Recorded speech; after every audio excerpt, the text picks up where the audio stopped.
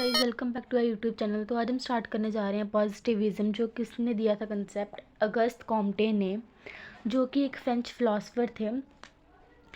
जो ये टर्म थी पॉजिटिविज़्म, ये किसने कॉइन की थी फर्स्ट टाइम, वो थी अगस्त कॉम्टे ने की थी। और इनको क्या कहा जाता था, मास ऑफ सेंस भी कहा जाता था।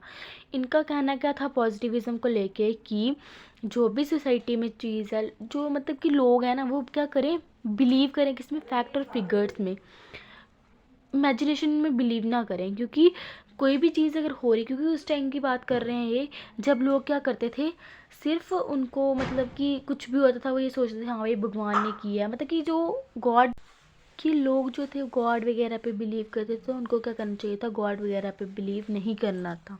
मतलब कि वो साइंटिफिक चीज़ों पे बिलीव करें, उनका कहना ये था इस पॉजिटिविज़्म में लेकर। और मीनिंग बताते हैं पॉजिटिविज़्म का। पॉजिटिविज़्म मीन्स कि साइंटिफिक, मीन्स कि हमें इमेजिनेशंस पे बिलीव नहीं करना है, गॉड वाली चीज़ों पे बिलीव नहीं करना है, हमें क्या करना है, साइंटिफिक चीज़ों पे बिलीव करना है। और मतलब कि कोई भी सोशल कॉज हो रहा है तो उसके पीछे क्या है, एक साइंटिफिक कोई फैक्ट है। For example social cause means कि रोटेशन हो रही है जैसे अर्थ की और मून की, अकरिंग मतलब कि दिन हो रहा है, रात हो रही है, कुछ नेचुरल डिजास्टर है, तो उसके पीछे क्या हम क्या ये नहीं कह सकते कि गॉड है, ये गॉड, मतलब कहते हैं लोग कि गॉड और ये दिन रात भगवान ने बनाया, बट ये रियलिटी नहीं है। इसके पीछे क्या है, कुछ साइंटिफिक रीज़न है।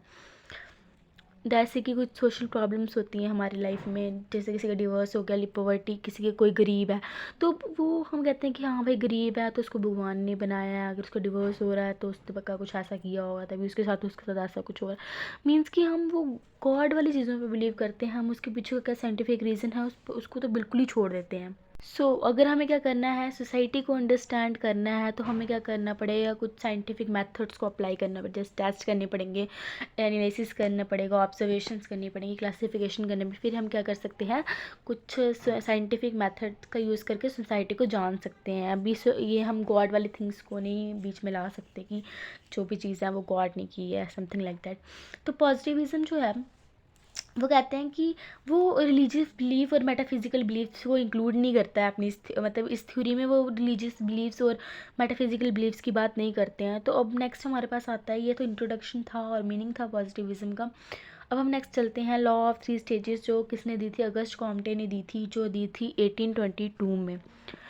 इसमें वो कहते हैं कि 3 टाइप्स ऑफ स्टेजेस की बात की है, theological, metaphysical, positive. Theological stage वो स्टेज की बात कर रहे हैं ये, जब लोगों का की थिंकिंग कैसी थी कि जो भी चीज़ हो रही है हमारी सोसाइटी के अंदर, तो वो किस वजह से हो रही है, गॉड की वजह से हो रही है, तो गॉडेस की वजह से।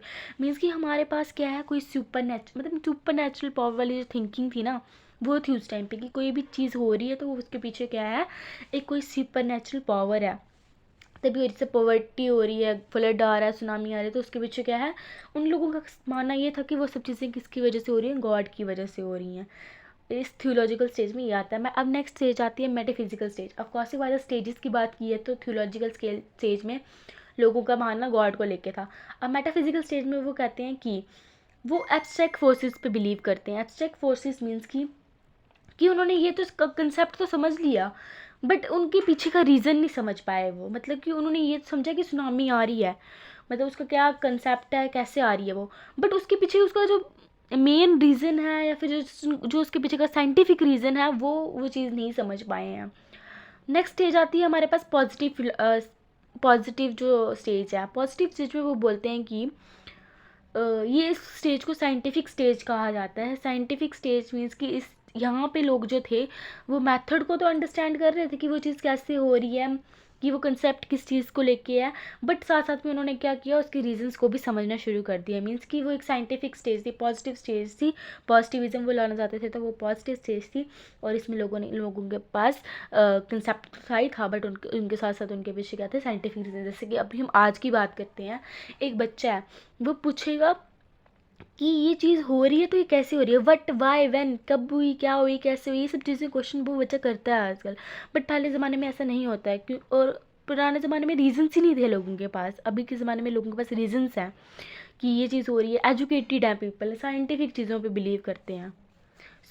अब जो थियोलॉजिकल स्टेज थी ना हमारी, उसके आगे 3 टाइप्स थी, फेटिसिज्म, पॉलिथिनिज्म, मोनोथेइज्म। फेटिसिज्म मीन्स कि वही बात कि मैजिकल पावर्स हैं। पॉलिथेनिज्म में उन्होंने कहना क्या शुरू किया कि बड़े सारे गॉड हैं, एक गॉड नहीं है। और मोनोथीज़म में उन्होंने कहा कि सिर्फ हमारे पास एक ही गॉड है। ये जो स्टेज थी, ये थियोलॉजिकल स्टेज जो है उसको कहा जाता है कि मतलब मेटाफिजिकल स्टेज को एक्सटेंशन ऑफ थियोलॉजिकल स्टेज कहा जाता है। अब हम इसका क्रिटिसिज्म पढ़ते हैं पॉजिटिविज्म का, तो इसकी क्रिटिसिज्म में बोलते हैं कि ये जो है इन्फ्लुएंशियल नहीं है, मतलब एट प्रेजेंट ये मतलब मैटर नहीं करता, कि ये चीज़ें मैटर ही नहीं करती हैं एट प्रेजेंट में। इसमें सेकंड में बोलता है प्रॉब्लम ऑफ वेरिफिकेशन। थर्ड वो बोलता है क्रिटिसिज्म इसका कि methodology gulf between the physical and social sciences. So I think आपको ये वीडियो समझ आई होगी. So like this video and subscribe my channel. Thank you.